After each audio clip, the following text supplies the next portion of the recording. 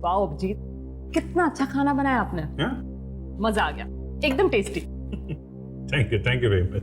वैसे आपने ACP sir और दया सर को क्यों नहीं बुलाया? हाँ, अरे उन्हें क्यों बात, वो लोग कितनी बार आ चुके हैं यहाँ पे, मेरे हाथ का खाना खा चुके हैं। दया तो पूरा खाना खा जाता है, मेरे लिए नहीं बचता है। बहुत अच्छा बनाता हूँ ना मैं खाना, इसलिए सोचा कि इस बार सिर्फ आपको अकेले खाना खिलाओ।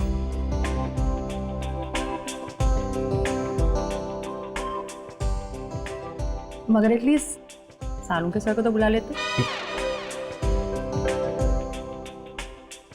कबाब में हड्डी, किसका नाम ले लिया आपने? क्या कहा आपने? नहीं मतलब सारुंके साहब का टेस्ट अलग है, पता नहीं कैसा खाना खाते हैं वो। मेरे हाथ का खाना उन्हें अच्छा नहीं लगता, इसलिए अब बुलाता नहीं उन्हें मैं यहाँ। अरे ऐसे भी क्या बात कर रहे हैं? अभी इतना अच्छा खाना किसे पसंद नहीं आएगा? हाँ वही तो। वैसे एक बात बोलूं, जिसकी भी शादी आपके साथ होगी ना, वो लड़की सही में लकी होगी। अच्छा, तो फिर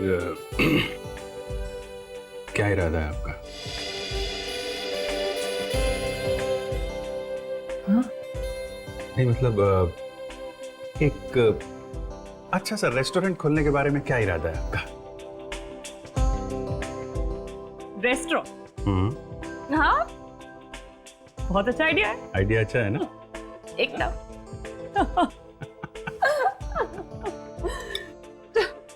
चलो मैं खाना हो गया, मैं प्लेट रख देती हूँ किचन में। नहीं रहने दो, सुबह भाई आएगी रख देगी। नहीं एटलीस्ट ये बचा हुआ खाना तो रख दूँ 10। नहीं आप मत रखिए, मैं रख देता हूँ। It's okay Abhijit, no formalities. लाइए। नहीं आप हमारी मेहमान हैं, आप नहीं, मुझे दीजिए, मैं रखता हूँ। अभिजीत, अरे नहीं, आप छोड़िए, मैं करता हूँ। अभिजीत नहीं आप छोड़िए। आप अभिजीत, कम ऑन। छोड़िए आप। नहीं मतलब ये, अरे यही रख दो, बाहर रख दो। हाँ? मैं रख दूंगा ना। अरे हाँ अरे बाबा। उसको मत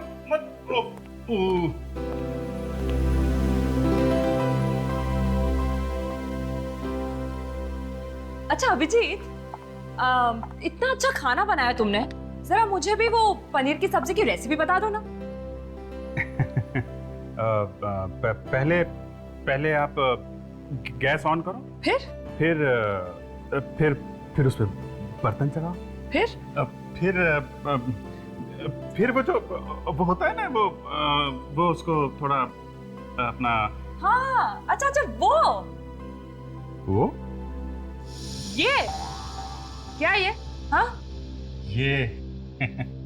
ये तो होटल का डिब्बा है। वही मैं कह रहा था कि फिर आप फोन निकालो, होटल में फोन डायल करो, होटल से खाना मंगाओ, गैस में गरम करो और। Very smart. हाँ तो क्या है ना, अभी खाना बनाना आता नहीं है, शादी के बाद सीख जाऊंगा। अब हेलो, खून हो क्या? कहाँ पे?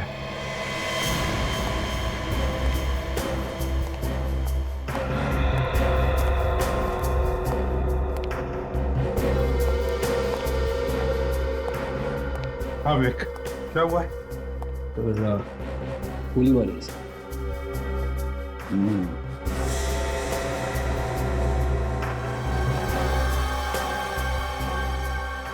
गन पाउडर दे रहे हैं, इसका मतलब है गोली एकदम नजदीक से मारी है। वैसे यहाँ पर जगह भी तो नहीं, गोली नजदीक से ही मारी है। अच्छा, गोली चलने की आवाज सुनी? पूछा तुमने किसी को? नहीं सर, किसी ने कोई आवाज नहीं सुनी। लड़की के बारे में कुछ पता चला? हाँ सर, बिल्डिंग वाले कह रहे कि इसका नाम रेखा था सर। इस फ्लैट में किराए पे रहती थी। अच्छा विवेक सर, जिस तरह से इस लड़की की लाश पड़ी है, ये लड़की नीचे से ऊपर सीढ़ियां चढ़कर आ रही थी जब खूनी ने उसे करीब से गोली मार दी। हाँ सर, शायद ये लड़की कहीं बाहर से आ रही होगी। 1 मोमेंट सर। सर ये लड़की का पर्स यहाँ नीचे पड़ा हुआ है और ये लड़की का मोबाइल यहाँ नीचे पड़ा हुआ है। और ये गोली? सर गोली यहाँ नीचे पड़ी हुई थी सर। ठीक है, दूसरी लाश कहाँ पर है? सर इस घर में।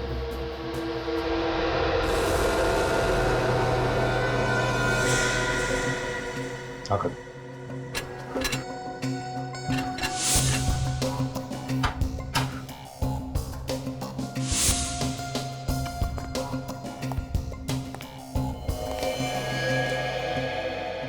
अभिजीत, सर कुछ पता चला ये सब कैसे हुआ? सर मैंने पड़ोसी से बात की है, किसी को भी खून के बारे में कुछ पता नहीं है। और ये औरत यहाँ पे अकेली रहती थी। अकेली? मतलब कोई नौकर चाकर कोई नहीं? नहीं सर, सुना है तो बेटे हैं इसके। तो उन बेटों को खबर कर दी? हाँ सर, फोन करवा दिया है। वैसे ये औरत इस पूरी बिल्डिंग की मालकिन थी सर। अच्छा, मतलब ये औरत रईस थी? कहीं लुटेरों ने पैसों के लिए तो खून नहीं किया इसका? सर जिस तरीके से ये सामान बिखरा पड़ा है, ये यहाँ पे डंडा पड़ा हुआ है सर, खून है। ऐसा लगता है कि लुटेरों का और इस औरत का काफी झगड़ा हुआ होगा। बाद में लुटेरों ने इसे गोली मार दी। हाँ, ये देखो। और फिर इस बेचारी औरत को मारने के बाद जैसे वो यहाँ से भागने लगे तो सामने सीढ़ियों पर से वो लड़की आ गई, बस उसे भी गोली मार दी। मगर एक बात अजीब है सर, यहाँ पे किसी ने भी गोली चलने की आवाज नहीं सुनी। हाँ वही तो। ये साइलेंसर तो नहीं लगा गन पर? सर लुटेरों ने गन पे साइलेंसर, ये लुटेरे लोग तो गन अपने बचाव के लिए रखते हैं सर, जहां जरूरत पड़ी अचानक फायर कर दिया। साइलेंसर लगा के लूटने आए हैं, ये बात जरा हजम नहीं हो रही है सर। और तो और यहाँ देखो, इस कमरे में बिल्कुल सब कुछ ठीक ठाक है, दरवाजा भी ठीक ठाक है। इसका एक ही मतलब है अभिजीत कि जिसने भी इस औरत को मारा है वो सिर्फ लूटने के इरादे से नहीं आया था, इस औरत को मारने के इरादे से ही आया था। लूटना तो हमें गुमराह करने के लिए। और फिर खूनी को देखा कैसे नहीं किसी ने। एक काम करते हैं अभिजीत, दोनों लाशों को फोरेंसिक लैब भेजते हैं, इस बिल्डिंग में रहने वालों से पूछताछ करते हैं। तुम सभी इसी बिल्डिंग में रहते हो ना? है? और इस बिल्डिंग में दो खून हुए और किसी को कुछ पता भी नहीं चला। सर किसी दूसरे के घर में क्या हो रहा है हमें कैसे पता सर? कम से कम गोली चलने की तो आवाज सुन लेते, या वो भी नहीं सुनी? नहीं सर, हमें गोली की आवाज सुनाई नहीं दी। और तुम वॉचमैन हो ना यहाँ के? है? तो फिर इस बिल्डिंग में कौन आता है कौन जाता है, इस पर नजर रखने का काम तुम्हारा है ना? नहीं सर, मुझे कुछ नहीं मालूम सर। ये बताओ कि बिल्डिंग की मालकिन कितने बजे आई थी? मालकिन 2 बजे के करीब बाजार से आई थी। हर बुधवार और शनिवार को बाजार जाती थी। तुम हरीश हो ना? तुमने रेखा की लाश देखी पहले? जी सर। कितने बजे देखी? 2:25 सर। जब मैं घर से निकला बाहर जाने के लिए तो रेखा की लाश सीढ़ियों पे पड़ी हुई थी सर। तुमने वहां से किसी को भागते हुए वगैरह देखा? नहीं सर। वैसे तुम रेखा के घर के ठीक बाजू वाला फ्लैट मेरा है सर। और गोली चलने की आवाज तुमने भी नहीं सुनी? नहीं सर। कहीं तुमने तो कुछ गड़बड़ नहीं किया? नहीं सर, ये क्या कह रहे हैं सर आप? मैंने तो जैसे ही लाश को देखा शोर मचा दिया था सर। तभी सब ये पड़ोसी लोग इकट्ठा हो गए थे सर वहाँ। और बिल्डिंग की मालकिन के खून के बारे में कैसे पता चला आप लोगों को? सर बिल्डिंग के लोग सब जमा हो गए थे सर, लेकिन मालकिन ही घर के बाहर नहीं आए, इसलिए हमें शक हुआ सर। तब अंदर जाकर तुम लोगों ने देखा? हा? हाँ सर, अंदर बहुत सामान बिखरा पड़ा था, नोट भी बिखरे पड़े थे सर। लगता है पैसों की वजह से ही उनका खून हुआ होगा। सर हर महीने की 3 तारीख से 5 तारीख के बीच में उनके पास पैसे आते थे सर। बहुतों को उन्होंने ब्याज पे पैसे दिए थे। हो सकता है सर कि जायदाद के लिए उनके बेटों ने ही अपनी माँ का खून कर दिया हो। ये बेटे कहाँ पे रहते? पता नहीं सर अभी कहाँ रहते हैं। पहले ये लोग एक साथ ही रहते थे, हमेशा झगड़ते रहते थे। एक दिन मालकिन ने उन लोगों को घर से निकाल दिया तो बहू बेटे के साथ कहीं चले गए। और ये रेखा क्या अकेली रहती थी या उसके साथ और भी कोई था? रेखा मैडम इसी बिल्डिंग में रहती थी किराए पर 6 महीने से। अच्छा, उसके परिवार वालों के बारे में कोई कुछ जानता है? सर रेखा मैडम रोज 5 बजे आती थी काम से, पता नहीं आज कैसे जल्दी आ गई। मुझे लगता है मौत खींचकर लेके आई थी उन्हें। आज जल्दी आ गई? कितने बजे? मालकिन के आने के 10-15 मिनट बाद आ गई थी। इस वक्त मैं खाना खाने गया था सर। सर ये बिल्डिंग की मालकिन यहाँ पे आई थी 2 बजे।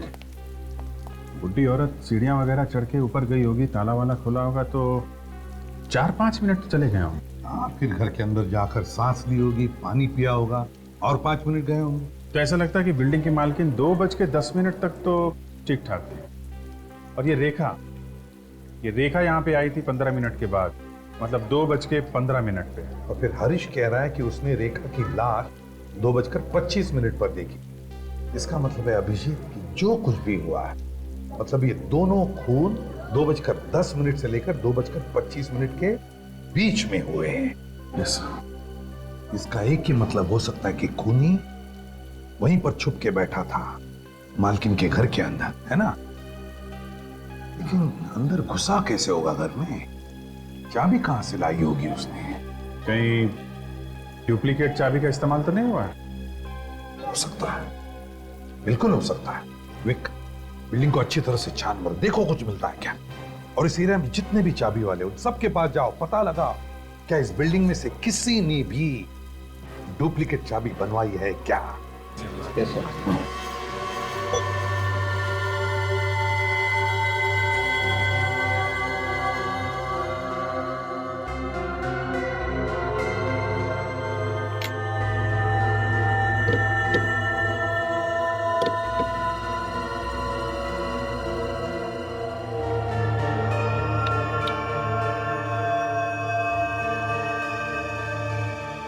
बॉस, दोनों लाशों के घावों की चौड़ाई लगभग समान है। मतलब गोलियां मैच हुई।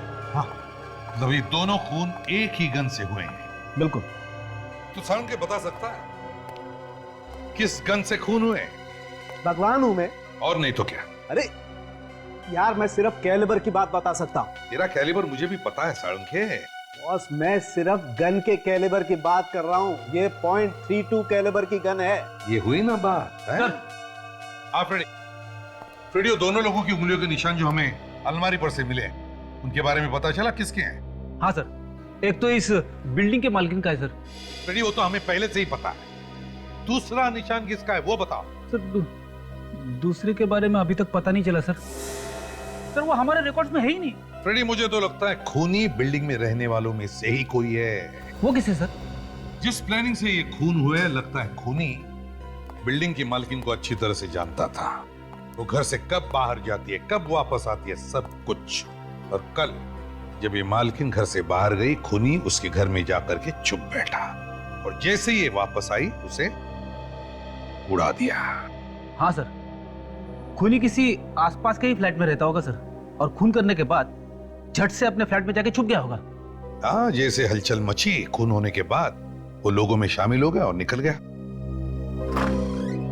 तो जहाँ पे खून हुए थे उस बिल्डिंग की छत पे ये जला हुआ कपड़ा मिला था सर। किसी ने कपड़े जलाने की कोशिश की थी वहां पे। सर, खूनी अगर उसी बिल्डिंग में रहता है तो उसे अपने कपड़े टेरेस पे जलाने की क्या जरूरत थी? खुद के फ्लैट में जलाता सर। खूनी ने शायद सोचा होगा कि अगर वो एक कपड़ा अपने फ्लैट में जलाता तो धुआं हो जाता और फिर पड़ोसियों को शक हो जाता, इसलिए उसने ये कपड़ा टेरेस पर जला दिया। काम करो, बिल्डिंग में जितने भी लोग हैं सबके उंगलियों के निशान ले लो, सबके।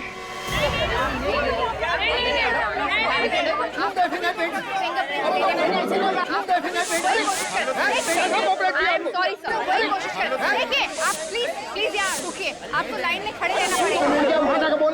नहीं सर, आई एम सॉरी। देखिए,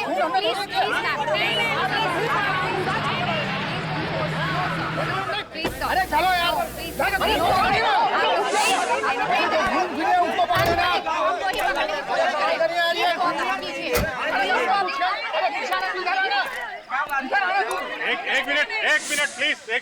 एक मिनट शांत हो जाइए। सर, ये लोग उंगलियों के निशान देने से मना कर रहे हैं। क्या बात है, आप लोग अपने फिंगरप्रिंट्स क्यों नहीं दे रहे? लेकिन जब हम लोगों ने खून किया ही नहीं है तो क्यों दे अपनी उंगलियों के निशान? आप लोग बेवजह क्यों परेशान कर रहे हैं हमें? हम लोग आपको परेशान कर रहे हैं? हाँ। हम जो कुछ भी कर रहे हैं आप लोगों के लिए कर रहे हैं। आपकी हिफाजत के लिए कर रहे हैं। हम सिर्फ ये चाहते हैं कि गुनहगार को सजा मिले, कोई बेगुनाह ना फंस जाए बीच में। और अगर आप लोगों ने कुछ किया नहीं है तो क्यों परेशान है आप लोग? क्यों डर रहे हैं? आप हम पे इल्जाम लगा रहे हैं, सीआईडी पे इल्जाम लगा रहे हैं। अरे सीआईडी कोई जादूगर थोड़ी ना है, चुटकी बजाय और खूनी सामने आ गया। केस सॉल्व करने के लिए हमें आपकी मदद चाहिए। दिन रात अपनी जान की बाजी लगा के आप लोगों के लिए काम करते हैं हम लोग। सुबह जब घर से निकलते हैं तो मालूम नहीं रहता है शाम को वापस घर आएंगे कि नहीं, और आपको परेशानी हो रही है। ठीक है, मत दीजिए फिंगरप्रिंट्स, नहीं चाहिए, नहीं चाहिए। लेकिन याद रखना, कल आपके साथ ऐसा होता है, आपके घर में कोई खून होता है और दूसरा कोई आपकी मदद के लिए सामने नहीं आता है, तो आप लोग हमारे पास मत आना। चलो काजल। सर, मैं तैयार हूँ। मैं तैयार हूँ सर।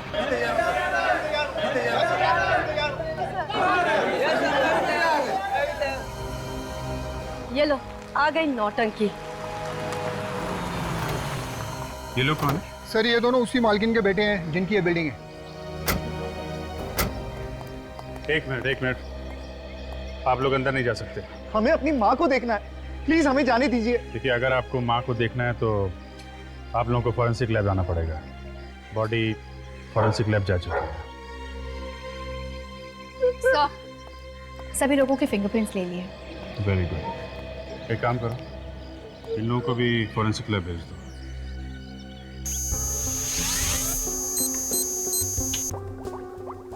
अबे क्या हुआ, परेशान क्यों दिख रहा है? अरे यार, परेशान नहीं हो तो क्या करूं, कुछ समझ में नहीं आ रहा। हथियार डाल लिया, हार मान ली। ये किसने कहा हार मान लिया, हथियार डाल दिए?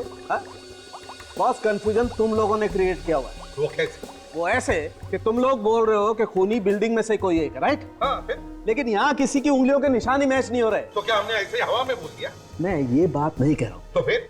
नहीं कह रहा हूँ, हो सकता है तुमसे कोई गलती हो गई हो यार। कैसी गलती? अब ये मैं क्या बताऊँ कैसी गलती यार, ये तो तुम ढूंढो ना।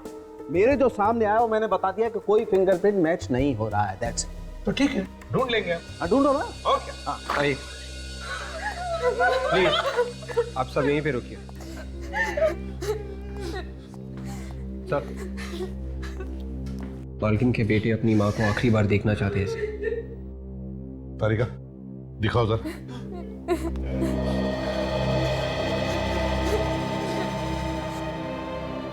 आइए।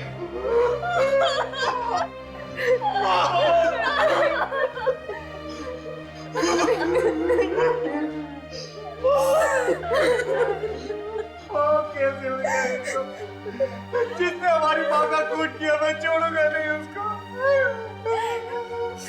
आप लोग कहाँ थे जब ये हुआ? सर, हम सब गोवा में थे। गोवा में? क्यों, किस लिए गए थे गोवा? छुट्टियां मनाने गए थे। सच बोल रहे हो? सर, हम सच बोल रहे हैं, हम झूठ क्यों बोलेंगे? हमें जैसे ही पता चला हम फौरन वापस आ गए। सर, आप रेडी? एक मिनट सर।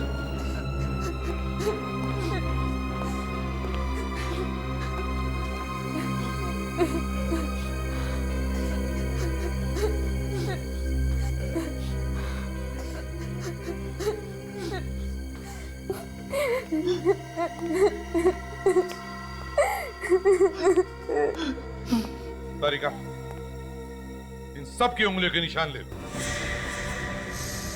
हमारे निशान पर क्यों सर? झगड़ा करके अलग अलग रह रहे थे ना तुम अपनी माँ से। हो सकता है माँ का खून तुम दोनों बेटों ने किया।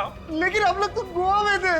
सर, हम क्यों करेंगे अपनी माँ का खून सर? अगर तुमने अपनी माँ का खून नहीं किया है तो फिर डर किस बात का? ये तो अपनी उंगलियों के निशान।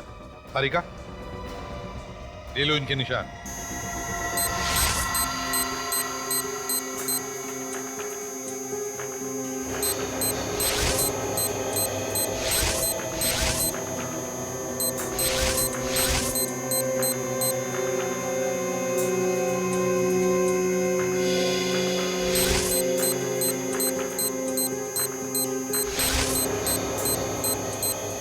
प्लीज।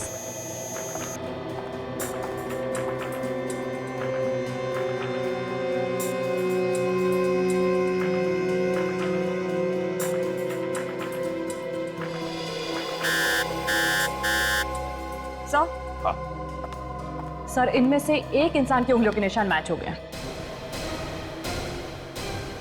किसके? इसका सर। मेरी उंगलियों के निशान कैसे हो सकते हैं? क्यों नहीं हो सकते? तुम्हारी उंगलियों के निशान है, समझे? बताओ, क्यों किया खून तुमने? मैं अपनी माँ का खून क्यों करूंगा? क्योंकि ये तुम्हारी सौतेली माँ थी, सौतेली माँ।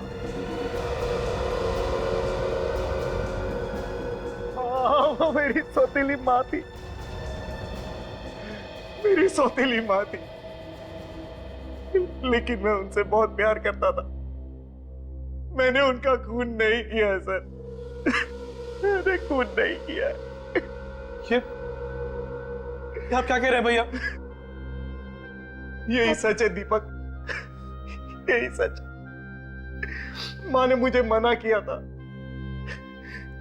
क्योंकि वो नहीं चाहती थी कि तुम्हें ये एहसास हो कि हम दोनों सौतेले हैं। वो हम दोनों से बहुत प्यार करती थी सर, दोनों से बहुत प्यार करती थी। बहुत प्यार करती थी ना, तो फिर बार बार झगड़ा क्यों करते थे अपनी माँ के साथ? सर झगड़ा हमारा नहीं होता था, हमारी बीवियों की नहीं जमती थी माँ के साथ। क्यों? ऐसी क्या बात थी जो तुम्हारी बीवियों की नहीं बनती थी? सर हमारी माँ चाहती थी कि ये लोग काम करें, लेकिन इन्हें तो काम करना अच्छा ही नहीं लगता है, मुफ्त की रोटियां चाहिए बस इन्हें। सर ये तो चाहती है कि कोई रोटी का टुकड़ा तोड़े और उनके मुंह में डाल दे। तो फिर घर छोड़कर क्यों गए तुम लोग? सर माँ ने ही कहा था सर कि अगर हम अलग अलग रहेंगे तो बीवी अपनी जिम्मेदारियां समझेंगी। मैंने तो माँ से मना भी किया था कि हम लोग घर छोड़कर नहीं जाएंगे, लेकिन उन्होंने मना कर दिया। वो हमारा भला चाहती थी। भलाई का बदला तुमने दे दिया खून करके, है ना? सर मैंने खून नहीं किया है। बार बार झूठ बोलने से सच साबित नहीं होता, समझे? सबूत झूठ नहीं बोलते।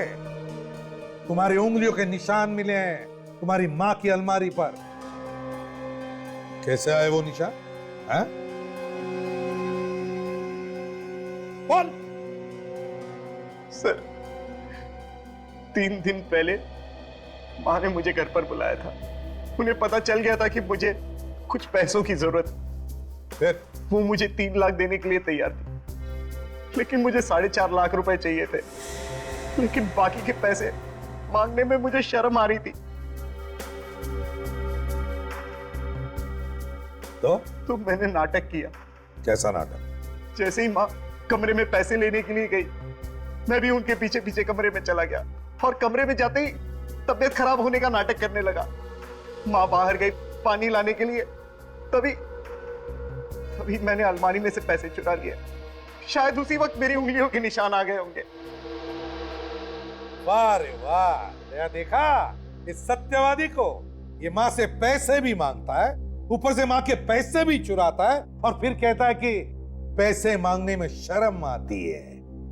तो फिर सत्यवादी जी बताइए, फिर क्या किया तुमने? सर अगले ही दिन हम लोग गोवा चले गए। उसके बाद क्या हुआ हमें पता नहीं। ये हमें मालूम है क्या हुआ। ये कल 3-4 घंटे तुम गोवा में नहीं थे तुम गोवा में, बल्कि यहां थे मुंबई में। फ्लाइट से आए थे तुम, अपनी माँ का खून किया और वापस चले गए गोवा। नहीं सर, मैं गोवा से मुंबई आया था, लेकिन मेरे पार्टनर के कहने पर उसे मुझसे कुछ इंपॉर्टेंट पेपर्स पर साइन कराने थे। यही सच्चाई है सर। आप चाहे तो मेरे पार्टनर को फोन करके पूछ सकते हैं। फिर भी आपको लगता है कि मैंने खून किया है तो मुझे फांसी पर चढ़ा दीजिए, लेकिन मैं अपनी माँ का कातिल नहीं हूं सर। मैंने अपनी माँ को नहीं मारा है। एक सगी माँ से ज्यादा प्यार करता था मैं उनसे, सगी माँ से ज्यादा प्यार करता था मैं उनसे। सर भैया सच कह रहे हैं सर, वो माँ का खून नहीं कर सकते। तो वो तो माँ से बहुत प्यार करते थे सर। ये तो हम पता लगा ही लेंगे, समझे?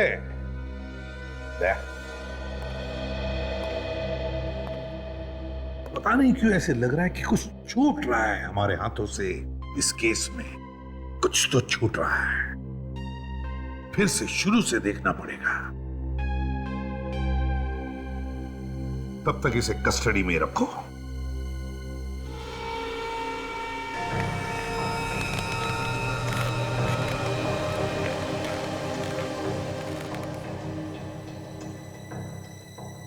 बिल्डिंग में दो दो खून हो गए, पर पड़ोसियों को कानों कान खबर तक नहीं। क्यों? कैसे? खून किया किसने होगा?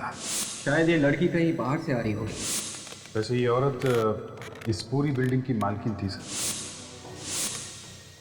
सर, ये लड़की का पर्स यहाँ नीचे पड़ा हुआ है और ये लड़की का मोबाइल यहाँ नीचे पड़ा हुआ है।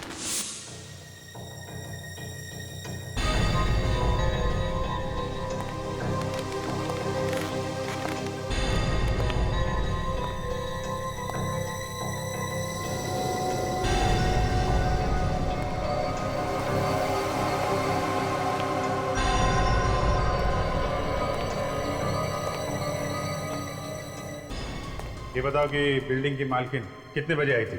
मालकिन 2 बजे के करीब बाजार से आई थी। सर, रेखा मैडम रोज 5 बजे आती थी काम से। पता नहीं आज कैसे जल्दी आ गई।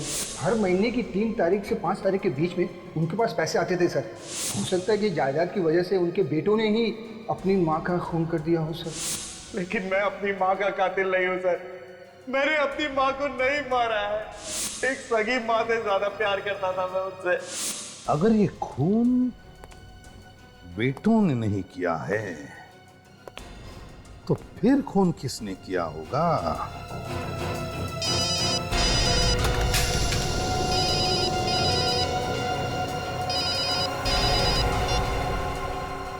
हाँ अभिजीत। अच्छा, हाँ हाँ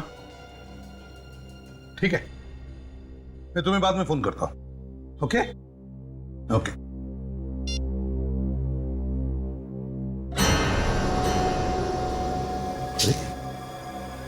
फोन नीचे गिर के भी टूटा क्यों नहीं?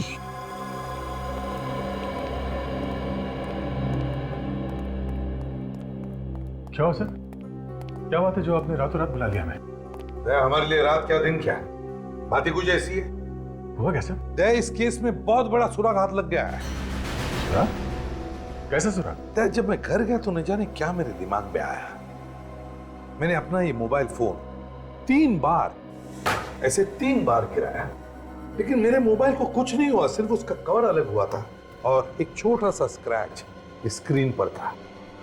मोबाइल बड़ा मजबूत है सर। हाँ है फ्रेडी। मगर सर, मोबाइल ना टूटने से इस केस का क्या लेना देना?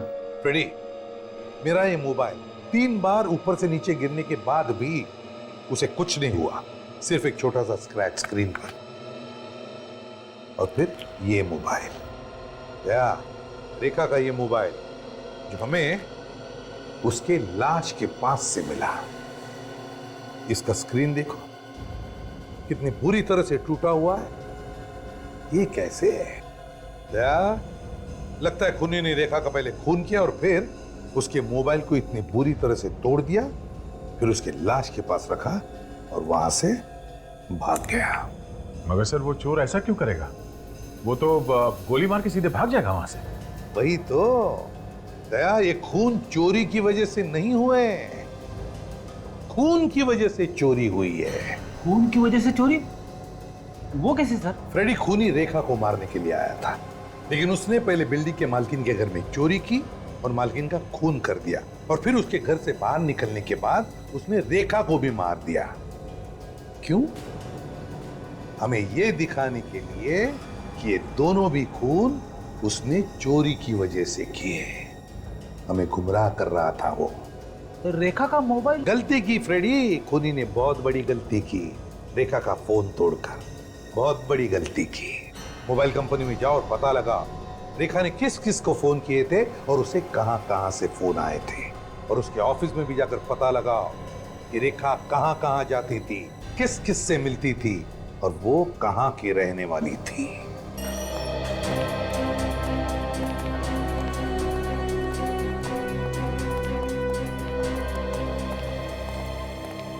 यस, कौन है आप लोग? सीआईडी। सीआईडी? जी हाँ। और आप कौन? जी मैं यहाँ का मैनेजर हूँ। क्या बात होगी सर? क्या हुआ? आपके यहाँ जो रेखा नाम की लड़की काम करती थी जी, अब वो इस दुनिया में नहीं रही, उसका किसी ने खून कर दिया। क्या? रेखा का खून हो गया? किसने किया रेखा का खून? अब खूनी को ढूंढ रहे हैं, इसलिए यहाँ पे आए। रेखा बहुत ही अच्छी लड़की थी ऑफिसर, बहुत ही मेहनती थी, सभी के साथ घुल मिल कर रहती थी। कब से काम करती थी वो यहाँ पे? 6 महीने हो गए थे। यहाँ पे उसका किसी से कोई लड़ाई झगड़ा था? सर, जिस लड़के ने आज तक किसी से ऊंची आवाज में बात तक नहीं की, उसका भला किसी से लड़ाई झगड़ा कैसे हो सकता है सर? अच्छा ये बताइए कि उसे काम पे किसने लगाया था यहाँ पे? मेरा मतलब है वो किसी का रेफरेंस लेके आई थी? नहीं सर, अपने आप आई थी, हमारा विज्ञापन देखकर। अच्छा, रेखा के बारे में आप और कुछ भी बता सकते हैं क्या? उसका बायोडाटा है हमारे पास, उसमें सभी जानकारियाँ हैं। मंगाइए बायोडाटा।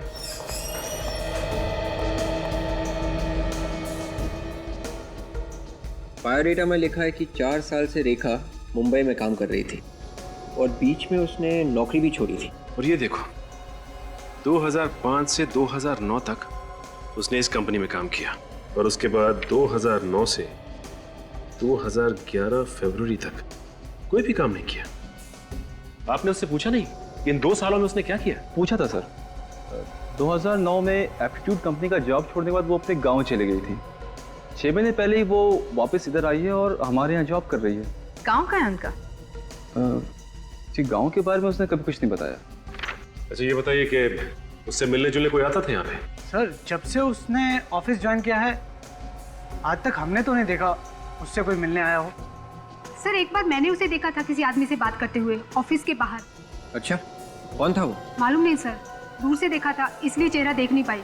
ये कब की बात है? सर, 3-4 महीने हो गए हैं। अच्छा, और कुछ याद है आपको? सर, ऐसा लग रहा था जैसे वो आदमी रेखा की खुशामद कर रहा हो। उसके बाद उसको मैंने कभी नहीं देखा। एक बार मैंने रेखा से पूछा था लेकिन उसने इसके बारे में मुझे कभी कुछ नहीं बताया। कौन हो सकता है ये आदमी?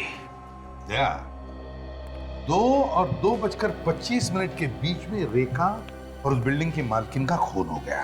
हाँ सर। और फिर 2 बजे 2:15 पर और 2:20 पे एक ही नंबर से रेखा को 3 बार फोन आए। हाँ सर, और मरने से 1 दिन पहले इसी नंबर से किसी ने फोन किया था सर, रात को करीब 11:45 को। पूरे 2 मिनट तक बात की थी। रात को? हाँ सर। जब रात को कोई फोन करता है और इतनी देर तक बात करता है, इसका मतलब है कि वो आदमी कोई जान पहचान वाला ही आदमी हो सकता है। और सर, मरने से पहले ये जो 3 फोन कॉल्स आए थे, हाँ, उसमें पहला कॉल 40 सेकंड, दूसरा 37 सेकंड और तीसरे कॉल में 25 सेकंड तक बात की थी फोन करने वाले ने सर। कहीं ऐसा तो नहीं कि ये जो भी कोई है ये पता लगाने की कोशिश कर रहा था कि उस वक्त रेखा कहां तक पहुंची है? हाँ सर, लगता तो कुछ ऐसे ही है ना? एक काम करो दो, इस नंबर पे फोन करके देखो, पता तो चले ये किसका नंबर है। सर, मैंने इस नंबर पे फोन किया मगर फोन बंद है सर। अच्छा।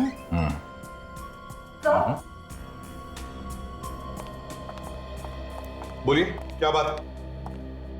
सर, मैं रेखा की फ्रेंड हूँ मालिनी। मैं उसके घर गई थी तो बिल्डिंग वालों ने बताया कि उसका खून हो गया है और सीआईडी जांच कर रही है केस की। सही बताया उन्होंने। सर, कुछ पता चला खूनी के बारे में? नहीं, अब तक तो कुछ पता नहीं चला। वैसे आप रेखा को कब से जानती थी? सर, 6 साल पहले हम दोनों साथ में काम करते थे एप्टीट्यूड कंपनी में, मगर 2 साल पहले वो कहीं अचानक गायब हो गई थी। गायब हो गई? कैसे? पता नहीं सर, बिना बताए ना जाने कहाँ चली गई। तो तुमने पता लगाने की कोशिश नहीं की? पता करने की बहुत कोशिश की सर, मगर कहीं कोई सुराग ही नहीं मिला। फिर एक दिन अचानक 5 महीने पहले उसका फोन आया कि वो मुंबई वापस आ गई है। तो तुम उससे मिली? हाँ सर, 4-5 बार मिली और कल रात को मैं मिलने वाली थी। हाँ, बेचारी का उससे पहले ही खून हो गया। मैंने कई बार उसका फोन भी ट्राई किया मगर उसका फोन स्विच ऑफ आ रहा था सर। हम लोग फिल्म देखने जाने वाले थे मगर उसका कोई फोन ही नहीं आया। वैसे तुम्हारी दोस्त रेखा का किसी से प्यार व्यार का चक्कर था क्या? इसके बारे में तो कभी कुछ बताया नहीं उसने। अच्छा, ये एप्टीट्यूड कंपनी कहाँ है? ये कंपनी तो 1.5 साल पहले बंद हो चुकी है। उसने कभी बताया कि 2 साल पहले वो अचानक कहाँ गायब हो गई थी? क्या तुमने पूछा उससे? मैंने पूछने की कई बार कोशिश की मगर उसने इसके बारे में कभी कुछ भी नहीं बताया मुझे। चलो कोई बात नहीं। वैसे थैंक यू वेरी मच, आपके आने से हमें रेखा के बारे में बहुत कुछ पता चला। आप जा सकती हैं, मगर हाँ, अगर जरूरत पड़े तो हम आपको वापस बुला लेंगे, ठीक है? जरूर sir. Thank you very much. जरूर इस रेखा के साथ कुछ न कुछ हुआ था 2 साल पहले, जो गायब हो गई और फिर 2 साल के बाद में वापस भी आ गई। और आने के 6 महीने बाद ही किसी ने उसका खून कर दिया सर।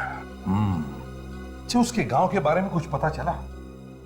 हाँ सर, रेखा के ऑफिस में जो वॉचमैन है उसने कहा कि एक बार रेखा ने उसे मनी ऑर्डर करने के लिए दिया था नासिक के पास किसी गांव में। निखिल गया है पता करने के लिए। सर, जिस नंबर से रेखा को फोन किया गया था वो नंबर किसी नितिन नाम के आदमी का है सर, कांदिवली में रहता है। लोकेशन पता चला? आखिरी बार किस जगह से फोन आया? हाँ सर, उसी बिल्डिंग से आखिरी बार फोन किया गया था सर, जहां पे उन दोनों का खून हुआ है। उसी बिल्डिंग से फोन आया था। तो बस उठाओ इस नितिन को। परेशान क्यों हो रहे हो भाई? अंदर से देखना है क्या? ये घर नितिन का ही है। हाँ, नितिन का ही है। नितिन कहाँ पे? अमेरिका का वीजा है। नहीं, क्यों? फिर तो मिलना मुश्किल है। मतलब ये नितिन अमेरिका में? हाँ। कब से? 2 साल हो गए। जब से उसका नौकरी यहाँ से छूट गया ना, वहीं पे चला गया। सर, ये रेखा भी 2 साल पहले गई थी मुंबई छोड़ के, और ये नितिन भी 2 साल पहले। कहीं इन दोनों का आपस में कोई संबंध तो नहीं? अच्छा ये बताइए कि ये नितिन 2 साल पहले यहाँ पे कहाँ काम करता था? हाँ, बताया तो था। परेड में कोई कंपनी थी, एप्टीट्यूड नाम की। ये रेखा भी तो एप्टीट्यूड कंपनी में काम करती थी सर। और ये नितिन 2 साल से अमेरिका में है और उसका मोबाइल चालू है। और हो सकता है जो उसका मोबाइल इस्तेमाल कर रहा है। अच्छा ये बताइए कि इस घर में और भी कोई रहता है क्या? हमें अंदर से घर देखना है। चाबी तो मेरे पास नहीं है, वो दोस्तों को देके गया। वो कौन है ये दोस्त? नाम क्या है उसका? नाम क्या बताया था उसने? हाँ, रजत है नाम उसका। सर, अभी तक सिर्फ एक ही नाम सामने आया है जिस पे शक किया जा सके, और वो है रजत, क्योंकि नितिन के घर की चाबी उसी के पास रहती थी और वही नितिन के नाम से मोबाइल कनेक्शन भी ले सकता था। रजत रहता कहाँ है वो ढूंढना पड़ेगा। सर, हाँ निखिल, क्या पता चला रेखा के बारे में? सर, रेखा नासिक के पास बराली गांव में रहती थी सर। अच्छा, और गांव से कुछ पता चला उसके बारे में? हाँ सर, वो शादीशुदा थी और अपनी माँ के साथ रहती थी गांव में। क्या रेखा शादीशुदा थी? हाँ सर, उसका 1.25 साल का बेटा भी है। बेटा भी है? ओह, इसका मतलब है यहाँ से काम छोड़ने के बाद वो मुंबई से गांव चली गई और वहाँ पे उसने शादी कर ली। नहीं सर, उसकी शादी यहीं पे हुई थी, मुंबई में। उसके पति ने उसको धोखा दे दिया था, इसलिए 2 साल पहले वो मुंबई छोड़ के नासिक चली गई थी। क्या कैसे धोखा किया? सर, वो पहले से शादीशुदा था। अच्छा, इस रेखा के पति का नाम क्या है? सर, रजत। रजत? नितिन के दोस्त का नाम भी रजत है। कहीं नितिन का दोस्त और रेखा का पति रजत एक ही आदमी तो नहीं है? हो सकता है सर। इस रजत को अभी तक तो पता चल ही गया होगा कि रेखा की मौत हो गई है, तो अभी तक वो सामने आया क्यों नहीं? सर, उसी ने खून किया होगा रेखा का, फिर सामने कैसे आएगा? अच्छा, रेखा के गांव से पता चला ये रजत मुंबई में कहाँ रहता है? 2 साल पहले बोरीवली की आईसी कॉलोनी में रहता था वो। IC colony? चलो चल के देखते हैं कि रजत अभी भी वहीं पे रहता है या नहीं।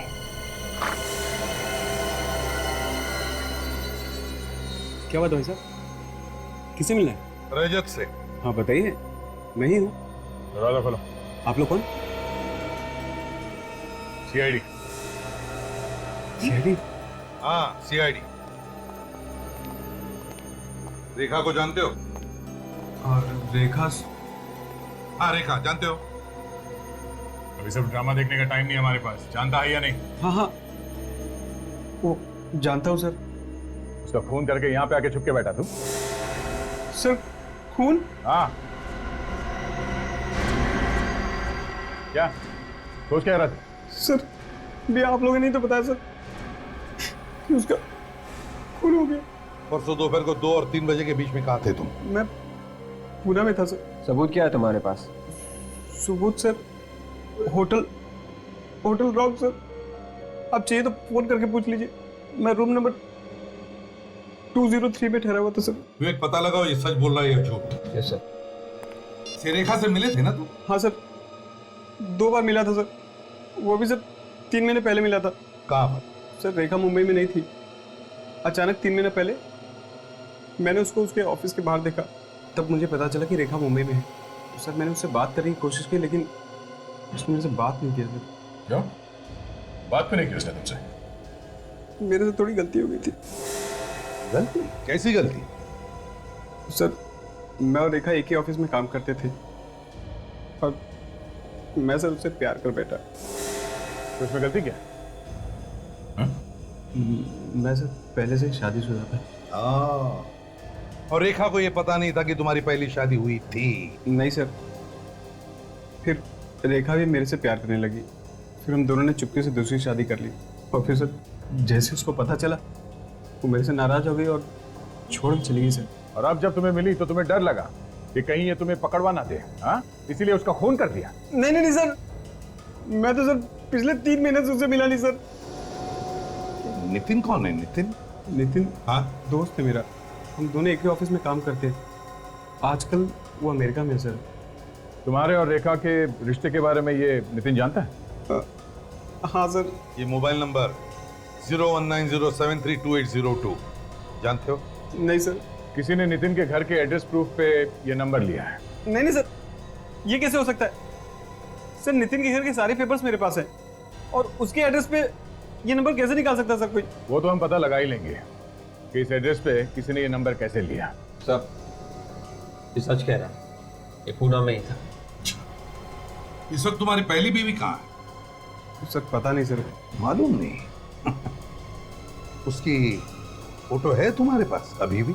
हाँ सर। लाइए दिखाई।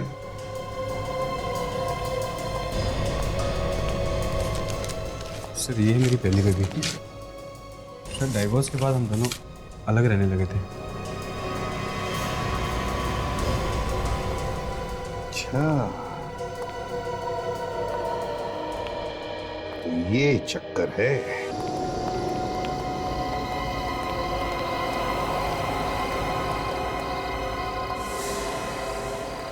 दरवाजा तो खुला है, कोई तो अंदर होना चाहिए।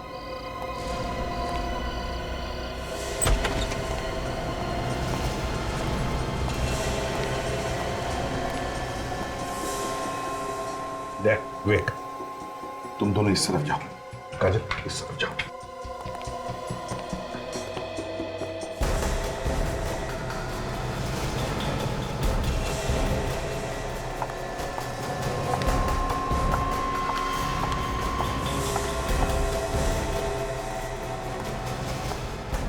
कहां भाग रही हो? मैं कहीं नहीं भाग रही सर, मैंने कुछ नहीं किया। तो फिर ऐसे चुपके क्यों भाग रही हो, एक गुनहगार की तरह? मैं सच कह रही हूँ सर, मैंने कुछ नहीं किया, मैंने कोई गुनाह नहीं किया। हाँ तो दिख ही रहा है, सर से लेके पांव तक शराफत में डूबी हो तुम।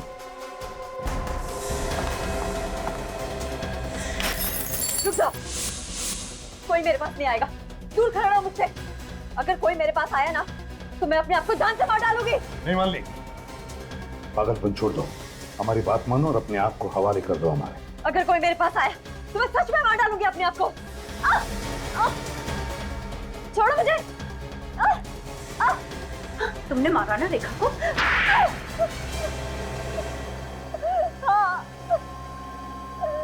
मैंने ही मारा है रेखा को, मैंने ही खून किया है उसका। क्या बिगाड़ा था उसने तुम्हारा? उसने मेरी पूरी जिंदगी नर्क बना दी थी। क्यों? ऐसा क्या किया उसने? उसने मेरे पति को बता के उससे शादी कर ली और मुझे पता तक नहीं चला।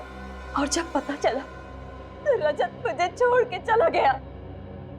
मैंने तो उसी दिन कसम खा ली थी कि मैं रेखा से बदला लेके रहूंगी। तुम रेखा को पहले से ही जानती थी? नहीं, मैंने उसकी फोटो देखी थी रजत के पर्स में। फिर तुम्हें ये कैसे पता चला कि रेखा मुंबई में? एक दिन अचानक मैंने उसे अपने ऑफिस के बाहर देखा। कुछ लोगों से पूछने के बाद पता चला कि वो मेरी पास वाली बिल्डिंग में ही काम करती है। मैंने धीरे धीरे उससे दोस्ती कर ली और उसके घर आना जाना शुरू कर दिया और उसके बारे में हर जानकारी हासिल कर ली। और फिर तुमने जाकर उसकी घर की मालकिन से भी दोस्ती कर ली? हाँ, मगर मुझे एक दिन बहुत गुस्सा आया रेखा। वो क्यों? एक दिन मैंने रेखा और रजत को मिलते हुए देखा। मुझे लगा वो दोनों फिर से एक हो जाएंगे।